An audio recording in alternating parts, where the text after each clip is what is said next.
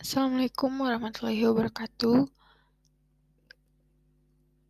Sebelumnya izin memperkenalkan diri, nama saya Wina Oktavia Hairunisa dengan NPM 21100000092.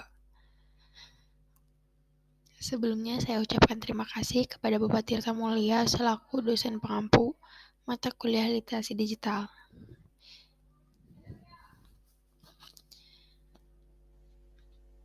Metaverse. Apa sih yang dimaksud metaverse itu? Meta, semesta atau metaverse adalah bagian internet dari realitas virtual bersama yang dibuat semirip mungkin dengan dunia nyata dalam dunia internet tahap kedua. Metaverse adalah dunia komunitas virtual yang dibangun saling terhubung satu sama lain, di mana orang dapat bertemu, bekerja, dan bermain, bahkan bertransaksi jual beli layaknya dunia nyata berkat bantuan teknologi augmented reality atau AR dan virtual reality atau VR.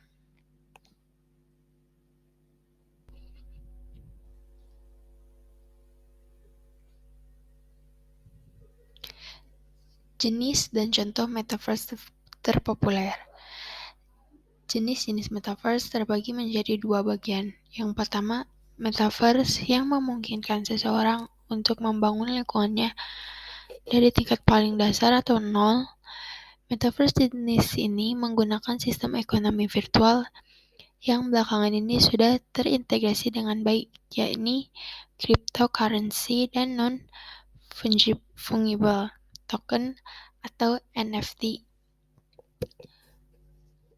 Contohnya yang paling populer adalah The Sandbox, Decentraland, Axie Infinity, Illuvium, dan Second Life.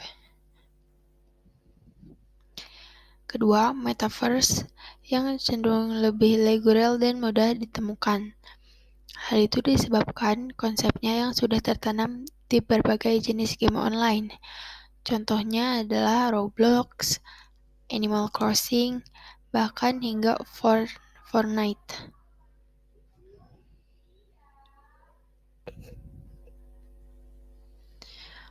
Profesi di metaverse. Yang pertama ada metaverse cybersecurity. Di profesi ini, kalian akan mengatur strategi untuk memblokir serangan secara real-time. Selain itu juga akan menetapkan undang-undang dan protokol yang aman bagi dunia maya. Undang-undang tersebut nantinya dapat dipertimbangkan, diubah, dan diciptakan kembali. Untuk profesi jenis ini, rekomendasi jurusan dan kampus adalah cybersecurity dengan kampusnya EPFL, National University of Singapore, dan Shanghai Chiao Tung. Yang kedua ada construction engineer. Metaverse juga membutuhkan seseorang untuk merancang dan membangun bangunan. Construction engineer bertugas untuk menyusun pola dunia metaverse dari desain, bentuk, dan proses pembuatan hingga penyelesaiannya. Rekomendasi jurusan dan kampusnya adalah Graphic Design atau Visual Communication Design dengan kampusnya Royal College of Art, lalu ada Rhode Island School of Design, lalu ada The Hong Kong Polytechnic University. Yang ketiga, Metaverse Planner bertugas untuk menyusun strategi dan segala fungsinya yang kemudian diterapkan dalam dunia virtual. Rekomendasi jurusan dan kampus untuk profesi ini adalah Software Engineering dengan kampus Carnegie Mellon University, Tsinghua University, dan The University of Edinburgh. Lalu ada Digital Business atau Digital Marketing dengan kampusnya Bocconi University, Singapore Management University, dan Korea University. Dan yang terakhir adalah Fashion Design. Dalam dunia metaverse nantinya orang akan digantikan oleh avatar-avatar. Tugas seorang fashion designer adalah untuk mengembangkan pakaian dan aksesoris unik masing-masing avatar. Rekomendasi jurusan dan kampusnya adalah Virtual Reality dengan kampus Lund University, Swansea University, dan University Paris-Saclay.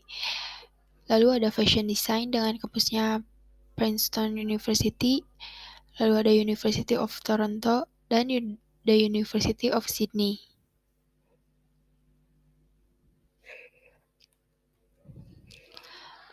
Lalu ada dampak positif dari metaverse. Yang pertama ada pengalaman.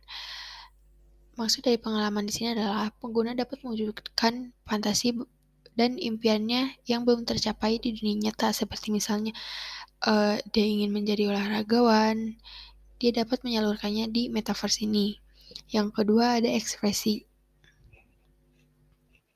Dalam hal ini, metaverse memberikan kebebasan berekspresi untuk pengguna agar menjadi seperti keinginan yang diinginkan. Misalnya dia ingin menjadi lebih tinggi, merubah warna kulit. Yang ketiga ada teleportasi. Dan yang terakhir adalah dapat meningkatkan produktivitas.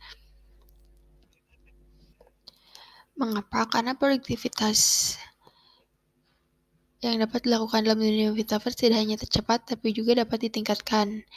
Sehingga mengizinkan penggunanya untuk melakukan pekerjaan yang dianggap nyaman untuk ditempati. Poinnya adalah pengguna dapat membuat sendiri terkait tempat untuk melakukan pekerjaan sesuai keinginannya. Lalu ada dampak negatif. Dampak negatifnya adalah menimbulkan adiksi atau kecanduan. Pada saat ini, semua orang banyak menggunakan aplikasi apapun secara berlebihan, sehingga dunia metaverse yang menakjubkan ditakutkan semakin menimbulkan adiksi terhadap teknologi di dunia maya ini. Yang kedua, ada depresi. Berhubungan dari poin sebelumnya, dunia metaverse adalah kebebasan berekspresi bagi penggunanya untuk menjadi siapa saja. Namun, sayangnya pengguna lupa jika dunia metaverse tidak dapat diimplementasikan di dalam dunia nyata. Sehingga ditakutkan ada seseorang yang membuat dirinya sempurna di metaverse tetapi di dunia nyatanya tidak, dia mengalami depresi di dunia nyata. Lalu yang ketiga adalah keamanan data pribadi. Bergabung dalam metaverse memerlukan data pengguna untuk mendaftarkan di dalam meta, sehingga memberikan seluruh data diri untuk masuk dalam dunia metaverse setidaknya saat ini bukanlah ide yang baik.